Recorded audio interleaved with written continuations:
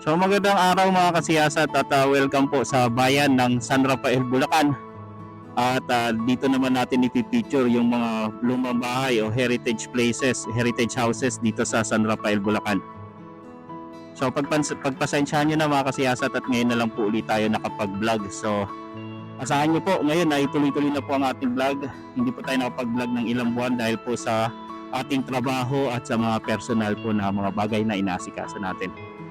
So samahan niyo ako dito sa San Rafael, Bulacan at siyasatin natin yung De La Puente Villaroman Ancestral House.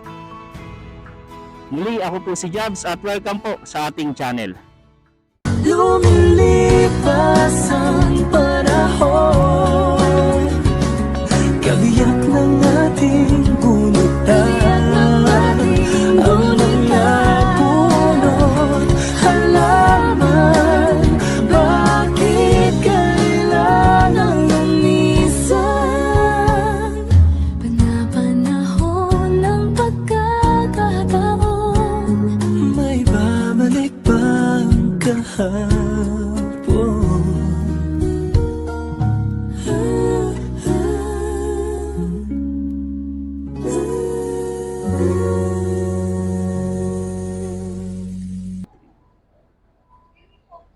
San Rafael 1750. Alright, magandang araw mga kasiyasat. Nandito tayo ngayon sa San Rafael, Bulacan. So daan muna tayo rito sa simbahan ng San Rafael. Napakalaki rin ng simbahan nila. Na allergy, nagpa-check up nga kami kanina. So sa tapat ng simbahan nila, nandito yung Diocese of Malolos or Colegio de San Juan de Dios International. Yun. So, unfortunately, sarado ang simbahan at hindi natin mapapasok. Pero napakalaki ng simbahan. So, kaya tayo nandito ngayon kasi pupuntahan natin yung De La Puente Villaroman Ancestral House. So, dumaan muna tayo sa simbahan nila. So, ito yung simbahan ng San Juan de Dios dito sa San Rafael, Bulacan.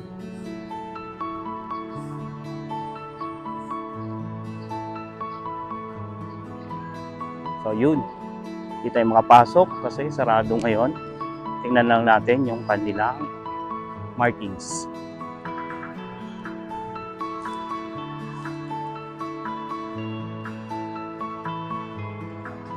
So dito, okay, so poke na ito naganap noong ika-30 ng Nobyembre 1896, ang isa sa pinakamadugong labanan sa lalawigan ng Bulacan. Sa pagitan ng mga katipunero na pinamumunuan ni General Anacleto Enriquez o Matanglawin at mga kawal ng Kastila sa pamumuno naman ni Teniente Coronel Lopez Artiega. Tinatayang 800 na katao sa panig ng mga Pilipino ang sinamang palad na namatay. Kabilang narito ang Matanglawin o si General Anacleto Enriquez. So ito siya, yung kanyang rebulto. Labanan ng San Rafael 1896.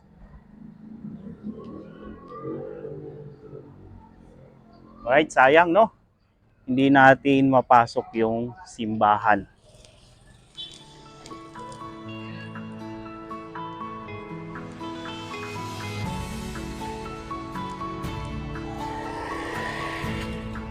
Alright, mula dito, babiyahin naman tayo patungo doon sa Villa Puente Villaroman or De La Puente Villaroman Heritage House.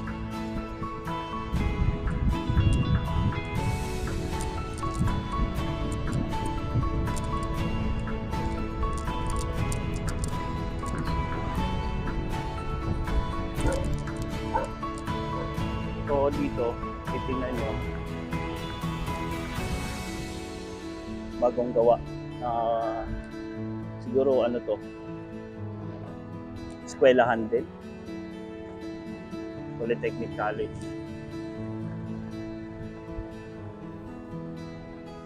So tungo tayo doon sa Villaroman Ancestral House.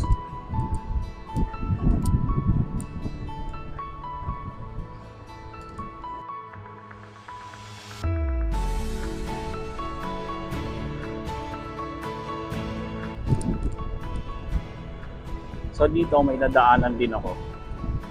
Ayan. Jonathan Castro House, no? Lapit dito. Ang ganda niya. Oh. Jonathan Castro House for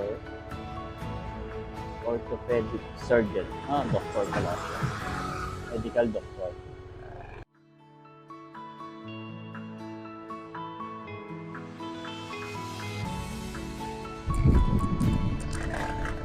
So yun, I think parang after 5 minutes na pagmumotor mula dun sa simbahan ng San Rafael, dito natin makikita yung De La Puente Villaroman Heritage House. So yun yung nasa harapan natin.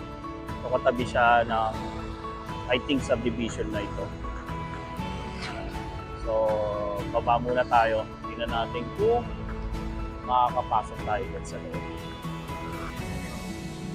And so yun nga, De La Puente Villaroman Heritage House. Dito yung makikita sa Barangay Kaingin na to, no?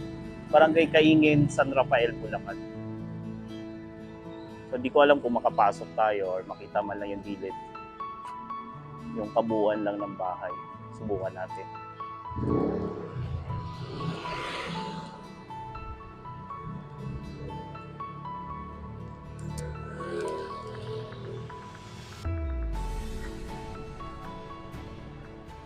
So naging ano to, no?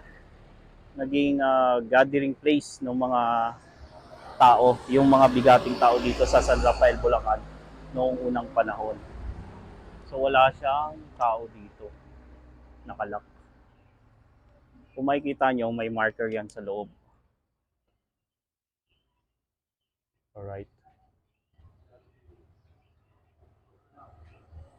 Yun. Pinayagan tayo kahit dito lang sa harap.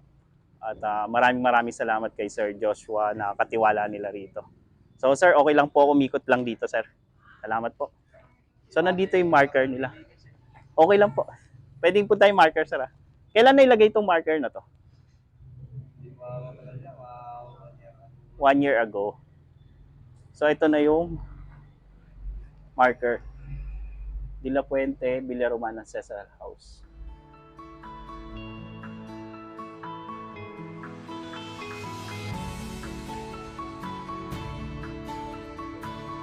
Ngayon, sino na po ang nagmamayari na ito? Yung kapu-apuhan niya na.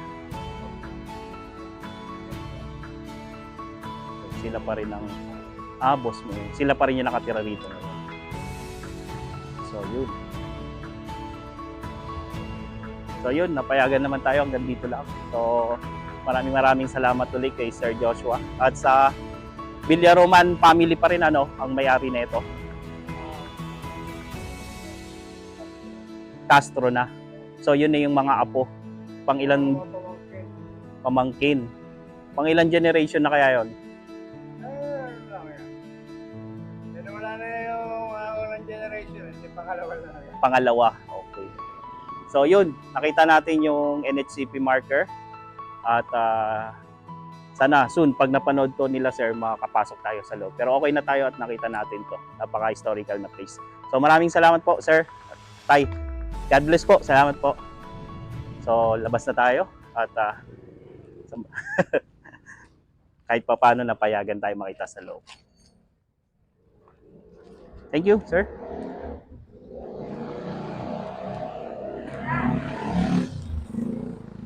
Alright. At least nakita natin yung marker na ikinabit dito sa Villaroman Ancestral House. Buti hindi siya napasama dito sa dinedevelop na subdivision. Meron din dito sa kabila, I think parang siguro magkakamag-anak kasi noong unang panahon naman, magkakamag-anak din yung mga magkakalapit na mga bahay.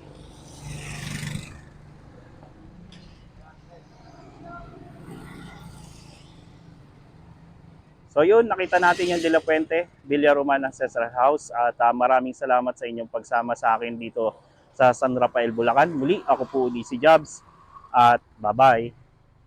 Lumilipas ang panahon.